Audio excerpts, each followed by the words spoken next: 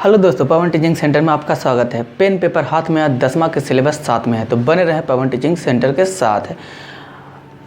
तो हम लोग आज की वीडियो में आज देखेंगे हम लोग प्रतिबिंब का निर्माण। प्रतिबिंब का निर्माण कैसे होता है, किसी भी वस्तु को प्रतिबिंब का निर्माण हम लोग देखेंगे। प्रतिबिंब के निर्माण से पहले हमको जानना है कि प्रकाश जब दर्पण से जाएगा किस तरीक़ा से जाएगा और दर्पण से परावर्तन के बाद कहाँ से टकराकर वापस आएगी, उसके बारे में सीखेंगे। तो ये 4 गो है, किरण किस तरीक़ा से दर्पण जाते हुए मुख्य अक्ष के समांतर जाएगी, या वक्रता केंद्र से जाएगी, या फोकस से जाएगी, या ध्रुव पर जाएगी। तो हम लोग चारों स्थिति को हम लोग देखेंगे। तो पहला हम लोग को पढ़ना है, किसी भी वस्तु से आती हुई प्रकाश की किरण, किसी भी वस्तु से आती हुई प्रकाश की किरण मुख्य अक्ष के समांतर हो तो वह दर्पण से परावर्तन के बाद हमेशा फोकस से होकर गुजरती है। अगर इस तरीक़ा से हम दर्पण बनाएं, कलई किए, और यहाँ पोल है और यहाँ क्या कहलाएगा, वक्रता केंद्र, इधर कोई अनंत होगा, तो क्या लिखें, इसको कौन अक्ष कहते हैं, मुख्य अक्ष, प्रिंसिपल अक्ष कहते हैं। तो क्या कहा पहला रूल, किसी भी वस्तु से आती हुई प्रकाश की किरण मुख्य अक्ष के समांतर हो, यह मुख्य अक्ष है, और मुख्य अक्ष के कहाँ हो, समांतर हो, मुख्य अक्ष के समांतर हो, तो वह दर्पण से परावर्तन के बाद, दर्पण से टकराता हुआ परावर्तन होता है, परावर्तन के बाद हमेशा फोकस से होके गुजरेगी। जहाँ से यह लाइन गुजरेगी वही क्या कहलाएगा, फोकस कहलाएगा। तो हम लोग पहला रूल में सीखें कि जब प्रकाश की किरण मुख्य अक्ष के समांतर हो जाए तो दर्पण से परावर्तन के बाद फोकस से गुजरती है। इसे हम लोग इस तरीक़े से भी बना सकते हैं, दर्पण लिए, पोल, केंद्र, नीचे से भी ले जा सकते हैं। जब कोई किरण मुख्य अक्ष के समांतर से जाए तो दर्पण से परावर्तन के बाद कहाँ से होकर गुजरती है, फोकस से होकर गुजरती है। आप लाइन को और किरण को ऊपर से भी ले सकते हैं या नीचे से भी ले सकते हैं। तो पहला रूल हो गया हम लोग के कि जब भी प्रकाश की किरण आएगा, कहाँ से आएगा, मुख्य अक्ष के समांतर आएगा, तो दर्पण से परावर्तन होने के बाद हमेशा फोकस से ही होकर गुजरेगी। दूसरा हम लोग देखते हैं, यदि कोई किरण फोकस से होती हुई जाए, यदि कोई प्रकाश की किरण, दर्पण बनाए हम लोग, यहाँ पोल है, यहाँ वक्रता केंद्र है, इधर कोई अनंत होगा। तो यदि कोई किरण, फोकस यहाँ मान लेते हैं, यदि कोई किरण कहाँ से होकर जाए, फोकस से होकर जाए, तो दर्पण से परावर्तन के बाद वह मुख्य अक्ष के समांतर जाती है। इसका विपरीत, यह मुख्य अक्ष के समांतर जा रहा था तो फोकस से होकर गुजरा, यह फोकस से होकर जा रहा है तो दर्पण से परावर्तन के बाद मुख्य अक्ष के समांतर हो गया। इसका हम लोग इस तरीक़ा से भी इसे दर्शा सकते हैं, वक्रता केंद्र, पोल, यहाँ फोकस। जब कोई किरण फोकस से होकर गुजरे तो दर्पण से परावर्तन के बाद वह मुख्य अक्ष के समांतर जाती है। नीचे से भी हम लोग ले जा सकते हैं प्रकाश को, या ऊपर से भी ले जा सकते हैं। क्लियर है। अगला तीसरा रूल हम लोग देखेंगे,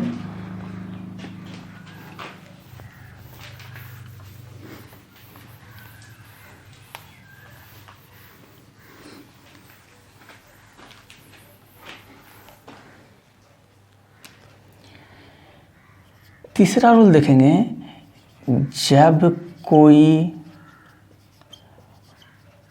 प्रकाश के किरण वक्रता केंद्र से होकर जाए तो दर्पण से परावर्तन के बाद, दर्पण से परावर्तन के बाद वह उसी पथ पर वापस लौट जाती है। जब कोई प्रकाश की किरण इस तरीक़े से इसे दर्शा सकते हैं। ये दर्पण है,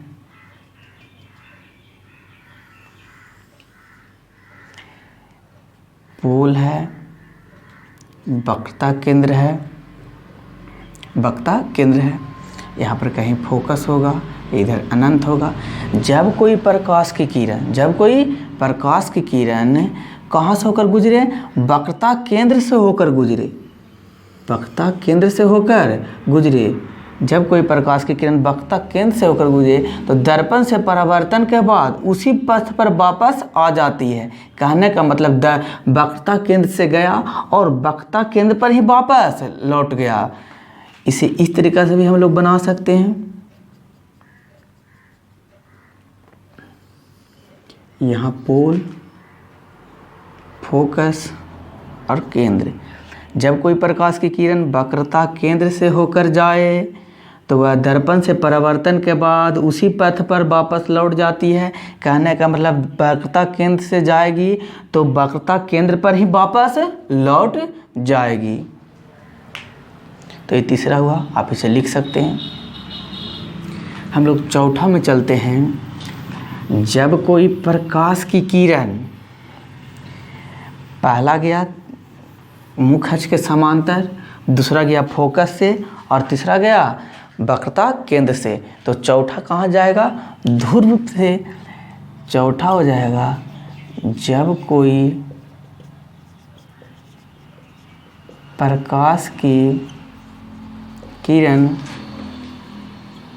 ध्रुव से, जब कोई प्रकाश की किरण ध्रुव पर जाए तो वह दर्पण से परावर्तन के बाद जितनी डिग्री से आई थी उतने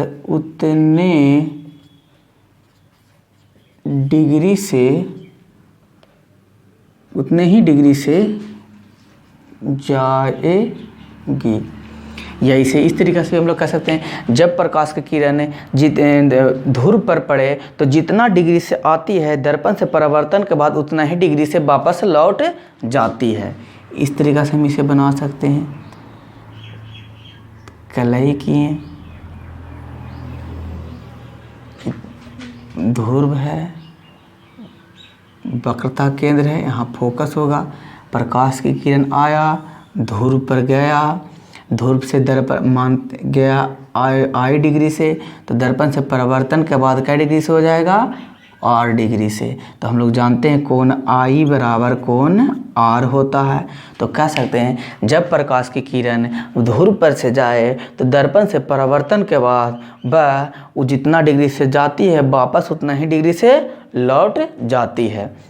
तो हम लोग प्रकाश की किरण किस तरीक़ा से जाएगा जो सीखे हम लोग पहला हम लोग सीखें, जब प्रकाश की किरण मुख्य अक्ष के समांतर जाए तो दर्पण से परावर्तन के बाद वह फोकस से होकर गुजरेगी। दूसरा हम लोग सीखें, जब प्रकाश की किरण फोकस से होकर जाएगी तो दर्पण से परावर्तन के बाद मुख्य अक्ष के समांतर हो जाएगी। तीसरा हम लोग सीखें, जब प्रकाश की किरण वक्रता केंद्र से होकर जाए तो दर्पण से परावर्तन के बाद वह उसी पथ पर वापस लौट जाती है। चौथा हम लोग सीखें, जब प्रकाश की किरण ध्रुव पर से होकर जाए तो दर्पण से परावर्तन के बाद वह जितना डिग्री से आई है उतना ही डिग्री से लौट जाएगी। तो कहने का मतलब हम जब भी किरण लेंगे तो चार तरीक़ा से लेंगे, या तो मुख्य अक्ष के समांतर वह किरण होगा, या तो फोकस से जाएगा, या तो केंद्र से जाएगा, या तो ध्रुव पर से जाएगा। तो अब हम लोग सीख चुके हैं कि किस स्थान से दर्पण किरण जाएगा और किस स्थान पर से वापस परिवर्तन होकर लौटेगा। तो हम लोग अब प्रतिबिंब के बारे में सीखेंगे। तो प्रतिबिंब के बारे में सीखेंगे प्रतिबिंब कैसे बनेगा। तो इस तरीक़ा से अगर हम लेते हैं, दर्पण है, यहाँ पर कहलाएगा फोकस पी ध्रुव कहलाएगा, यहाँ पर फोकस कहलाएगा, यहाँ पर वक्रता केंद्र कहलाएगा और यहाँ पर कहीं अनंत कहलाएगा। तो हम लोग किसी वस्तु को किस किस स्थान पर रखेंगे तो प्रतिबिंब कैसा कैसा बनेगा, जिसके बारे में हम लोग अध्ययन करेंगे। तो सबसे पहले हम कितने स्थान पर वस्तुओं को रख सकते हैं, जो हम लोग देखते हैं। अगर हम किसी वस्तु को अनंत पर रख सकते हैं, पहला।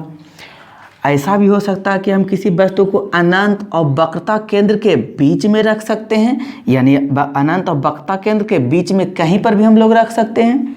ऐसा भी संभव है कि हम किसी वस्तु को वक्रता केंद्र पर ही रखें। पहला स्थिति में हम लोग वस्तु को अनंत पर रखेंगे, दूसरा स्थिति में हम वस्तु को अनंत और वक्रता केंद्र के बीच में रखेंगे, तीसरा स्थिति में हम लोग वस्तु को वक्रता केंद्र पर ही रखेंगे, चौथा स्थिति में हम लोग वस्तु को वक्रता केंद्र और फोकस के बीच रखेंगे, पांचवा स्थिति में हम लोग वस्तु को फोकस पर रखेंगे और छठा स्थिति में हम लोग वस्तु को फोकस और ध्रुव के बीच रखेंगे, और सातवां स्थिति में ऐसा हो सकता है कि हम लोग वस्तु को पोल पर भी रख सकते हैं, ध्रुव पर। तो हम लोग वस्तु को कितने स्थान पर रखेंगे तो प्रतिबिंब बनेगा, यानी कि 7 स्थानों पर। तो हम लोग एक एक कर कर पढ़ेंगे। जब वस्तु अनंत पर हो, जब वस्तु अनंत और फोकस के अनंत और वक्रता केंद्र के बीच हो, जब वस्तु वक्रता केंद्र पर हो, जब वस्तु वक्रता केंद्र और फोकस के बीच हो, जब वस्तु फोकस पर हो, और जब वस्तु फोकस और ध्रुव के बीच हो, और जब वस्तु ध्रुव पर हो। तो प्रतिबिंब कैसा बनेगा, कहाँ बनेगा और उसकी प्रकृति क्या क्या होगा, जिसके बारे में हम लोग सीखेंगे। तो बने रहे पवन टीचिंग सेंटर के साथ। अगर आपको दोस्तों अगर अच्छा लगता है तो लाइक और शेयर करना ना भूलें। तो हम लोग आगे सीखते हैं। सबसे पहला हम लोग देखेंगे, हेडिंग देंगे, जब वस्तु अनंत पर हो। तो हम लोग इसमें सीखेंगे कहाँ कहाँ पर हो और उसकी प्रकृति क्या होगा और कैसे कैसे बनेगा, जिसके बारे में हम लोग देखेंगे प्रतिबिंब का निर्माण क्या होगा। जब हम लोग देखेंगे, सबसे पहले हम लोग वस्तु को रखेंगे अनंत पर। जब वस्तु अनंत पर हो, जब वस्तु अनंत पर हो तो आकृति बनाएंगे इस तरीके से हम लोग।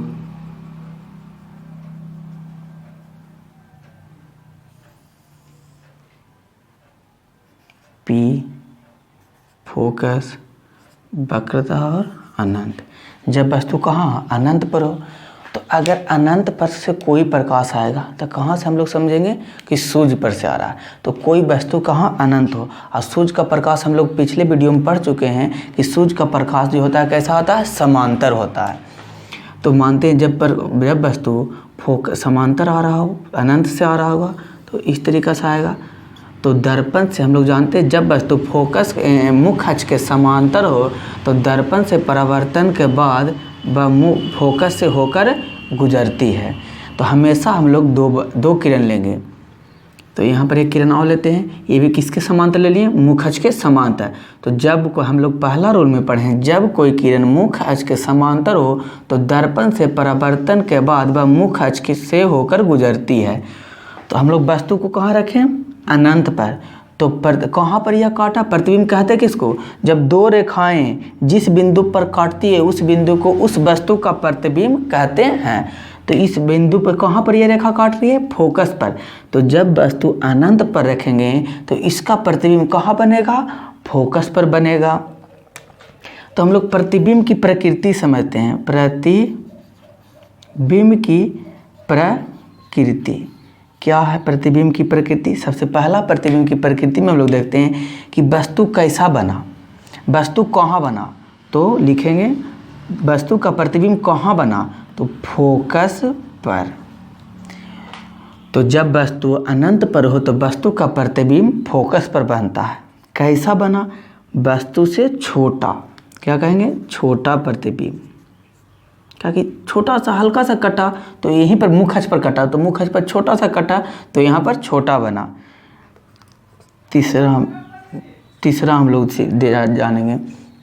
हम लोग पढ़े हैं कि प्रतिबिंब 2 प्रकार का होता है, या तो होगा वास्तविक या तो आभासी होगा।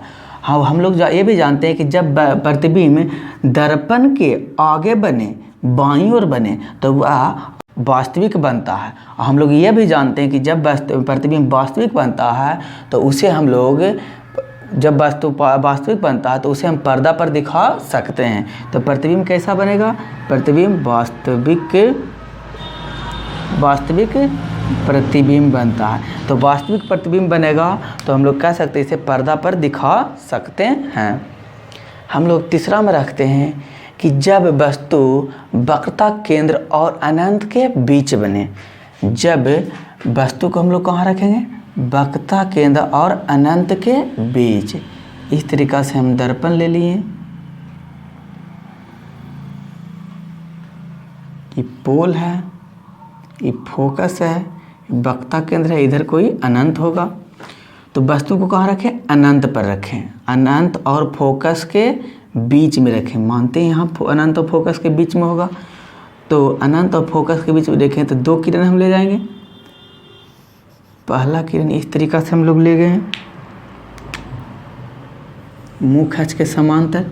हम लोग जानते हैं कि जब वस्तु मुख अक्ष के समांतर जाए तो दर्पण से परावर्तन के बाद वह फोकस से होकर गुजरती है।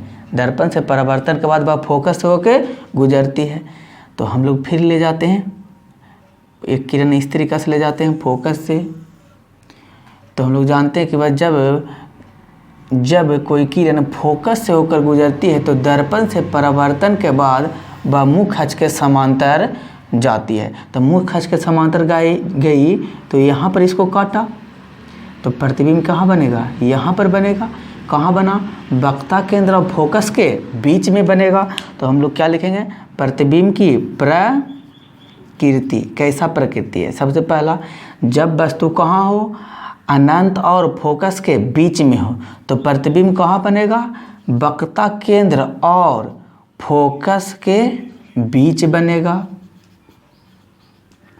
वक्रता केंद्र फोकस के बीच बनेगा। दूसरा में हम लोग देखेंगे कैसा बनेगा? वस्तु से छोटा बना कि वस्तु से बड़ा? तो वस्तु से छोटा बना, वस्तु से छोटा। तीसरा पॉइंट में हम लोग देखेंगे कि कैसा बना? काल्पनिक प्रतिबिंब या तो काल्पनिक होगा या तो वास्तविक होगा। तो प्रतिबिंब दर्पण से कहाँ बना? आगे बना, या कह सकते हैं बाईं ओर बना। तो कैसा होगा? वास्तविक प्रतिबिंब। कैसा बना? वास्तविक प्रतिबिंब। हम लोग जानते हैं कि वास्तविक प्रतिबिंब क्या होता है? वस्तु के अपेक्षा उल्टा होता है। वास्तविक प्रतिबिंब वस्तु की अपेक्षा उल्टा होता है और इसे पर्दे पर दिखाया जा सकता है। हम लोग आगे चलेंगे। अगला पॉइंट में हम लोग कहाँ रखें वस्तु को? वस्तु को अनंत पर, और वस्तु को फिर अनंत और वक्रता केंद्र के बीच। अगर हम वस्तु को कहाँ रखेंगे? केंद्र पर रखें, वक्रता केंद्र पर रखेंगे तो प्रतिबिंब कैसा बनेगा? हम लोग अगला पॉइंट में देखेंगे जब वस्तु सी पर हो। तो जब वस्तु सी पर यानी कि वक्रता केंद्र पर हो, तो जब वस्तु वक्रता केंद्र पर होगा तो प्रतिबिंब कहाँ बनेगा? हम लोग दो किरण लेंगे, एक लेंगे मुख अक्ष के समांतर लेंगे। तो दर्पण से परावर्तन के बाद वह फोकस से होकर गुजरेगी। दर्पण से परावर्तन के बाद मुख अक्ष के फोकस से होकर गुजरेगी। दूसरा हम लोग किरण लेते हैं जब वस्तु सी पर रखा हुआ तो दूसरा किरण लेते हैं हम लोग फोकस से लेते हैं। कहाँ से? फोकस से। तो दर्पण से परावर्तन के बाद वह मुख अक्ष के समांतर होकर गुजरेगी। फोकस से गया तो मुख अक्ष के समांतर, तो प्रतिबिंब कटते हुए कहाँ प्रतीत हो रहा है? प्रतिबिंब कटते हुए प्रतीत हो रहा है, यह बनता है इस तरीक़ा से हो रहा है सी पर ही। तो इसका प्रकृति क्या हो जाएगा? जब वस्तु कहाँ पर हो? वक्रता केंद्र पर हो तो प्रतिबिंब भी कहाँ पर बनेगा? वक्रता केंद्र पर ही बनेगा। सी, जिसको वक्रता केंद्र को किससे सूचित करते हैं? सी से। दूसरा कैसा बनेगा? तो दर्पण से आगे बना तो कैसा बनेगा? दर्पण से आगे वास्तविक बनेगा। वास्तविक और उल्टा, इसे पर्दा पर दिखा सकते हैं। तीसरा कि वस्तु के अपेक्षा बड़ा हुआ कि बराबर हुआ कि छोटा? तो देख सकते हैं कि वस्तु के अपेक्षा क्या बना? वह बराबर बना। तो क्वेश्चन आपसे पूछ सकता है, वहाँ रखें कि वस्तु का प्रतिबिंब वस्तु इतना ही लंबा बने, तो हम वस्तु को वक्रता केंद्र पर रखेंगे तो वस्तु का प्रतिबिंब वस्तु के बराबर कह सकते हैं या वस्तु इतना ही बनेगा। हम लोग आगे चलते हैं। जब वस्तु को वक्रता केंद्र और फोकस के बीच हो, जब वस्तु वक्रता केंद्र और फोकस के बीच हो, तो हम लोग 2 किरण लेंगे। तो पहला किरण, जब वस्तु मुख अक्ष के समांतर जाए तो दर्पण से परावर्तन के बाद वह फोकस से होकर जाती है। दूसरा किरण लेंगे, यहाँ से हम लोग फोकस से, जब प्रकाश की किरण कहाँ से, फोकस से होकर गुजरती है तो दर्पण से परावर्तन के बाद वह मुख अक्ष से समांतर जाती हुई प्रतीत होती है, जाती है। तो कहाँ बना प्रतिबिंब, कहाँ बना, इधर अनंत है और वक्रता केंद्र, अनंत और वक्रता केंद्र के बीच में बना। कैसा बना, वस्तु से बड़ा बना और उल्टा बना। दर्पण के आगे बना तो कह सकते हैं कि क्या बना, वास्तविक बना। तो इसका प्रतिबिंब की प्रकृति हो जाएगा, जब वस्तु वक्रता केंद्र और फोकस के बीच में हो तो प्रतिबिंब अनंत और वक्रता केंद्र के बीच बनता है। दूसरा में, जब वस्तु लिख सकते हैं कि जब वस्तु वक्रता केंद्र और फोकस के बीच में हो तो उसका प्रतिबिंब कैसा बनेगा, वास्तविक बनेगा और उल्टा बनेगा। तीसरा में हम लोग कह सकते हैं कि वस्तु के अपेक्षा छोटा या बराबर या बड़ा, तो वस्तु के अपेक्षा बड़ा बना, तो कह सकते हैं ये बड़ा बना। जब वस्तु वक्रता केंद्र और फोकस के बीच में हो तो प्रतिबिंब बनता है अनंत और वक्रता केंद्र के बीच में। कैसा प्रतिबिंब बनता है, वास्तविक और उल्टा। अब वस्तु के अपेक्षा बड़ा बनता है। हम लोग अगला पॉइंट में देखते हैं, जब वस्तु फोकस पर हो और ध्रुव के बीच हो तो प्रतिबिंब कैसा बनता है और कहाँ बनता है, वास्तविक बनेगा, उल्टा बनेगा। अगर दोस्तों आपको अच्छा लग रहा हो तो वीडियो को लाइक और शेयर करना ना भूलें। हम लोग आगे देखेंगे, जब वस्तु फोकस पर हो, जब वस्तु फोकस पर हो तब प्रतिबिंब कहाँ बनेगा। तो हम लोग 2 किरण लेते हैं। एक किरण लेते हैं मुख अक्ष के समांतर जब जाएगा तो दर्पण से परावर्तन के बाद वह फोकस से होकर गुजरती है। दूसरा हम लोग लेते हैं किसके, वक्रता केंद्र के, जब कोई किरण वक्रता केंद्र से, जब कोई प्रकाश की किरण वक्रता केंद्र से होकर गुजरती है तो दर्पण से परावर्तन के बाद उसी पथ पर वापस लौट जाती है। तो यह कहीं जाकर अनंत पर कटता है। कहाँ कटता है, अनंत पर। तो हम लोग कह सकते हैं प्रतिबिंब की प्रकृति क्या होगा। पहला में, जब वस्तु कहाँ पर है, फोकस पर है, तो प्रतिबिंब कहाँ बन रहा है, अनंत पर बन रहा है। दूसरा पॉइंट में हम लोग लिख सकते हैं, जब वस्तु फोकस पर हो तो प्रतिबिंब कैसा बनता है, तो प्रतिबिंब क्या बनता है, वस्तु का आगे बन रहा है तो वास्तविक बनेगा। अब वास्तविक है तो कुछ ये बनेगा, उल्टा बनेगा। तीसरा पॉइंट में, वस्तु से कैसा बन रहा है, छोटा या बड़ा, तो वस्तु से बहुत बड़ा, वस्तु से बहुत बड़ा बनता है। तो जब वस्तु फोकस पर हो तो प्रतिबिंब अनंत पर बनता है, वास्तविक बनता है और उल्टा बनता है। अब वस्तु से बहुत बड़ा बनता है। जब प्रकाश की किरण फोकस से होकर गुजरे तो दर्पण से परावर्तन के बाद वह मुख अक्ष के समांतर जाती है, इस तरीका से प्रतीत होती है। एक किरण ले सकते हैं, जब प्रकाश की किरण ध्रुव से होकर जाए तो दर्पण से परावर्तन के बाद जितना डिग्री जाती है उतना डिग्री से लौट जाती है, तो इधर से ये आती हुई प्रतीत होगी। तो यहाँ पर कट रहा है कहीं, तो कह सकते हैं प्रतिबिंब कहाँ बना, दर्पण के पीछे। तो प्रतिबिंब कहाँ बना, दर्पण के पीछे। दूसरा कैसा बना, हम लोग जानते हैं कि जब प्रतिबिंब दर्पण के पीछे बनता है तो आभासी बनता है। तो आभासी बनना और सीधा, आभासी बना और सीधा। तीसरा, वस्तु के अपेक्षा क्या बना, वस्तु के अपेक्षा बहुत बड़ा बना। वस्तु की अपेक्षा बहुत बड़ा बना। जब वस्तु फोकस और ध्रुव के बीच में हो तो प्रतिबिंब में दर्पण के पीछे बनता है, आभासी बनता है, सीधा बनता है और वस्तु की अपेक्षा बहुत बड़ा बनता है। तो इसी प्रकार हम दर्शा सकते हैं 7वां कि जब वस्तु कहाँ पर हो, पोल पर हो, तो प्रतिबिंब भी कहाँ बनेगा, पोल पर ही बनेगा, यानी कि ध्रुव पर ही बनेगा। वस्तु कैसा बनेगा, वास्तविक बनेगा, सीधा आभासी बनेगा और सीधा बनेगा। अब वस्तु के बराबर बनेगा, पोल ही पर बनेगा। तो हम लोग सभी स्थानों पर वस्तु को एक एक बार रख कर देख लिए और वह कहाँ बना, उसकी प्रकृति कैसा है, सभी के बारे में हम लोग जान लिए। तो अंत तक वीडियो देखने के लिए धन्यवाद। जुड़े रहें पवन टीचिंग सेंटर के साथ। तो हम लोग सभी को देख लिए। इसके अगले वीडियो में आपको A=R/2 दर्पण सूत्र और आवर्धन और अवतल दर्पण का उपयोग और उत्तल दर्पण के बारे में हम लोग सीखेंगे कि इसका उपयोग कहाँ होता है। ये बहुत ही इम्पोर्टेंट क्वेश्चन है। भी आया, आप इसमें स्टार मार लीजिए, क्योंकि अवतल दर्पण में सिर्फ प्रतिबिंब एक ही ऐसा स्थान है जहाँ प्रतिबिंब क्या बनता है, दर्पण के पीछे बनता है। कब, जब वस्तु को फोकस और ध्रुव के बीच रखेंगे तब। तो इसे आप स्टार मार लीजिए, यहाँ से क्वेश्चन बनता है। तो अंत तक वीडियो देखने के लिए धन्यवाद। हम इसके आगे में हम लोग सीखेंगे कि अवतल दर्पण का या उत्तल दर्पण का उपयोग कहाँ कहाँ होता है। ऐसे इसका उपयोग रोगियों के देखने के लिए होता है और गाड़ियों के हेडलाइट में इसका उपयोग होता है। रोगियों के देखने के लिए होता है, गाड़ियों के हेडलाइट में इसका उपयोग होता है और ETC इससे क्वेश्चन बनता है। इसके अगले वीडियो में हम लोग सीखेंगे कि इसका उपयोग, अवतल दर्पण का उपयोग और उत्तल दर्पण दोनों का उपयोग कहाँ कहाँ होता है।